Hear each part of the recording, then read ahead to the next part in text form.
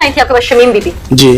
कितने अरसे से आ रही थी? ये तकरीबन 3-4 साल से आ रही हैं। 3-4 साल से आ रही हैं। हाँ जी। शमीम बीबी तुम्हारे पास चल के आती हैं और तुम उनसे उनकी 17-18 साल की बेटी से ताल्लुक बनाने का कहते हो और उस पर तुम निकाह की डिमांड करते हो और 1 माह के बाद उस 18-19 साल की लड़की को तुम तलाक दे देते हो।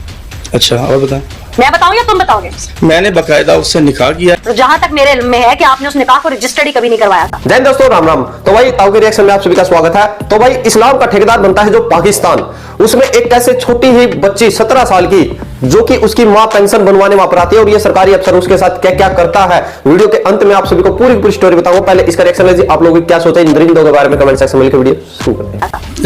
रजिस्टर्ड था बाकायदा और उन्होंने उसके बाद उन्होंने मेरे ऊपर 24A की रेट भी दायर की थी जो कि अदालत ने खारिज की, क्योंकि मासूफ ने निकाह रजिस्टर्ड नहीं करवाया था और उस लड़की को थाने जाकर ये कहना पड़ा कि मेरे साथ रेप हो रहा है। तब ये मासूफ एक निकाहनामा उठाते हैं, थाने आते कहते हैं मेरी बीवी है, जहां पर उस लड़की को वो सबूत मिलता है कि ये मेरा खावंद है। दुनियावी तौर पर लोगों में सुर्ख होती है कि ये शख्स मेरे घर मुझे रखेल बनाकर नहीं, मैं बड़ा खुला लफ्ज बोल रही हूँ, मैं इसकी बीवी थी, वो 17 साल की बच्ची थी। और ऐसी लड़कियां ही तवाइफ मां के पेट से नहीं पैदा होती, तवाइफ मुआशरा पैदा करता है। और आज वो एक ऐसे गैंग का हिस्सा है जो लोगों को बर्बाद कर रहा है। वो शुरू कहां से हुई? वो इस शख्स से कहानी शुरू होती है। ये एक सरकारी मुलाजिम जिसने एक बेवा को ट्रैप किया, कई साल उसकी पेंशन जिस भी वजह से लटकी, जैसे भी लटकी, इसने उसकी एक 17 साल की बच्ची से निकाह किया।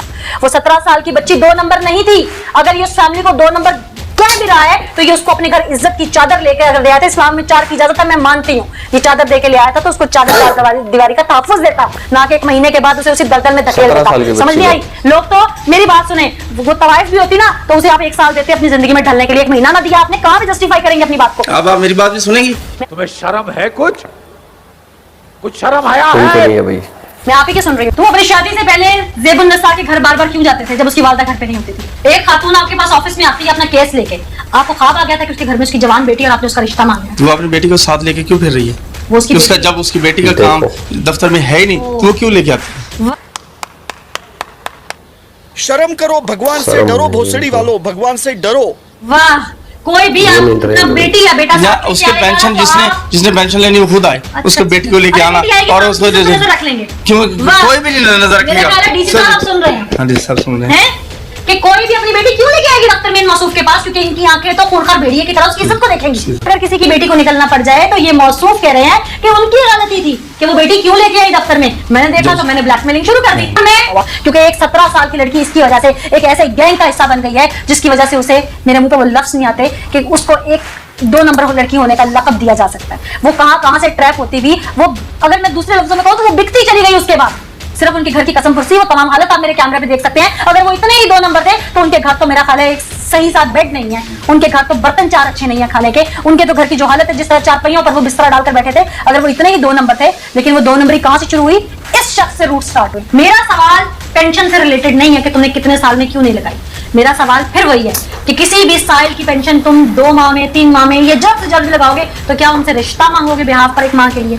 20 साल से तुम एक ही जगह पे विराजमान हो। 20 साल के बाद आदमी बेशक, सारे ऐसे लोग भी हैं जो 30 साल अपनी नौकरी करते हैं। मैंने कोई नई चीज नहीं, जो मुझे गवर्नमेंट अफसरान ने मुझे हुक्म दिया मैंने उसकी तामील की है। मैंने कोई जानबूझ के मैंने जो अफसरान हुक्म देंगे उसकी तामील हो जाएगी। 20 साल से एक ही जगह पर सर्विस करना उसके अफसरान की गलती है। मुतल्लिका एसी और डीसी को चाहिए कि इसे फौरी तौर पर वहां से तब्दील कर दें। एंटी करप्शन और नैब से दरख्वास्त है कि इसकी इंक्वायरी की जाए। हमारे जराये के मुताबिक इसकी 4 कोठियां बहावलपुर, 2 अदद स्कूल वैन्स और 3 अदद कारें, 12 एकड़ ज़रई जमीन और लाहौर डिफेंस में भी 1 कोठी है। क्या क्लर्क रैंक के बंदे के पास इतने सोर्सेज हो सकते हैं कि मैं गरीब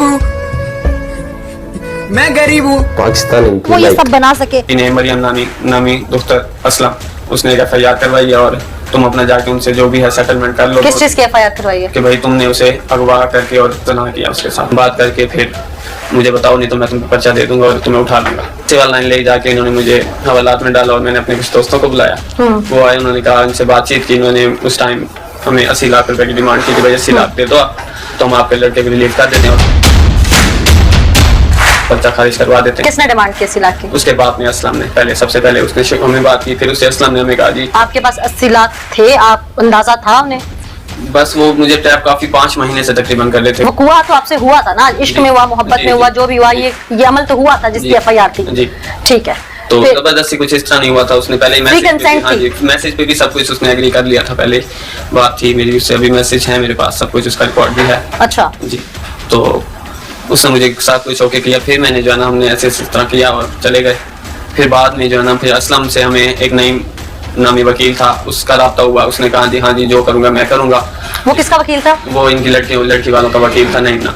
हम उनको 15 लाख रुपए तक ले आए थे, भाई हमसे 15 लाख ले लो, क्योंकि मेरे भाई की उस टाइम मेरे अरेस्ट होने से उसकी तबीयत बहुत खराब हो चुकी थी। तारिक नामी बंदा था, वो भी इनको बुलाता रह गया कि भाई ये मेरे पास लड़की है पड़ी, तुम मेरे पास आ जाओ। तारिक कौन था? तारिक लाहौर का एक बंदा था।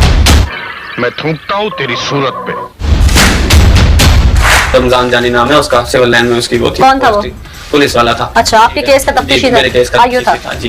तो उसने हमें इतना जलील किया कि घर आ जाना। फिर 3-3 बजे मेरी अम्मी को कहता है मैं 2 लाख दे दूं, मैं तुम्हारा काम जो जिम्मी है ये है वो मैं कर दूंगा। ये इन्वेस्टिगेशन कर रहा था या मुकमुका कर रहा था? जी बस ये कभी घर पहुंच जाता, मेरी अम्मी को फोन करता, बीबी तू परेशान ना हो, तू ये वो, मेरी अम्मी रोती वो इतना, उनको डाइनिंग रूम में पहुंच गया, मेरी अम्मा नु बुलाओ, मैं अम्मा नाल गल करदा, तो उसे सारे फ्राइडे में तो अन्ना सुलाई नहीं करांदा ये वो। अच्छा, वालदा को कहता था? हाँ जी, ये है वो है, ये सारे दोस्त इसके आ रहे हैं, आंटी मैं तेनू सुलह देंगा, भाई जी तू मेरी बीबी है, तू पैसे का बंदोबस्त करा, मैं तेरी सुलह करा देना, ये है वो है। मुझे 100 इसने मेरी अम्मी को भी वो किया। कितने पैसों का कहता था अरेंज करने के लिए? कहते हैं भाई तुसी 10-15-20 जिन्ना कर लो, जिन्ना ਤੁਹਾਡੇ ਕੋਲ ਇਕੱਠਾ ਹੁੰਦਾ ਤੁਸੀਂ ਕਰ 10 से ऊपर यानी जितना होता है? ऐसे ही। अच्छा, 20 तक भी गया? 20 तक गया, तो इस तरह कर लो। बाकी मैं इन्होंने अपनी गल दसी है, मैं इन्ने पैसे लेंगा, मेरी कार्रवाई पूरी होगी, जो मैं कितने बात लूंगा? करूंगा, कितने 2 लाख लूंगा? रुपए मैंने उन्हें किया, मैं 2 लाख लवांगा। अच्छा। मैं जिम्मी है जो भी मैंने कहोगे मैं हर चीज तुम ओके करके दे देंगा।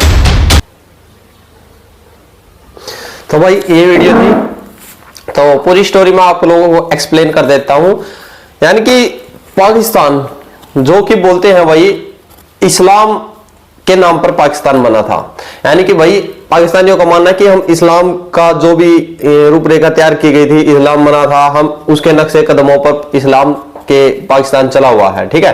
और UAE है भाई, वो पाकिस्तान से अलग होके, पहले पाकिस्तान के साथ अच्छे संबंध थे, अब वो UAE अलग होके भाई वो पाकिस्तान से तो अलग है, इस्लाम से अलग चल रहा है, क्योंकि उसने वेस्टर्न जो कल्चर है वो अपना लिया है। और भाई साहब काफी, यानी कि इनका मानना है भारत से उन्हें अच्छी दोस्ती, अच्छे संबंध बना लिए है, ठीक है। अब आते हैं पाकिस्तानियों पर। जो ये भाई 17 साल की बच्ची थी, इसकी माँ थी, वो एक विधवा थी और उसका पेंशन केस अटका हुआ था काफी दिनों से। तो ये बच्ची भाई माँ के साथ वहां पर चली जाती थी, तो जो वो सूअर का बाल था जिसकी आंख में, ठीक है, जो ये अफसर, एक अफसर शब्द भी बड़ा गंदा बन जाता है इनके नाम पर, तो उसकी निगाहें उस पर पड़ गई। और जो खतरनाक रूप है इनका कि भाई 4 शादियां कर लेंगे, तो उसने बोल दिया कि मैं इस लड़की से शादी करूंगा, इसके ऊपर मैं चादर डाल के लड़की को ले आऊंगा, ठीक है। तो उसके साथ वो निकाह कर लेता है 17 साल की बच्ची का, और उसको 1 महीना भी नहीं रखता है। पहले उस बच्ची को वो लेता है और उसके बाद उस बच्ची को दोबारा फिर से 1 महीने बाद उसको आगे बेच देता है।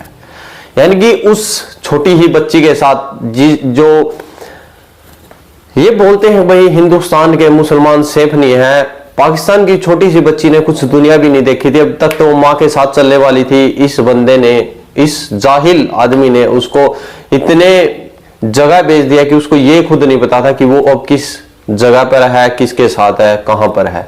पैसों के लिए इसने ये सब कुछ किया है।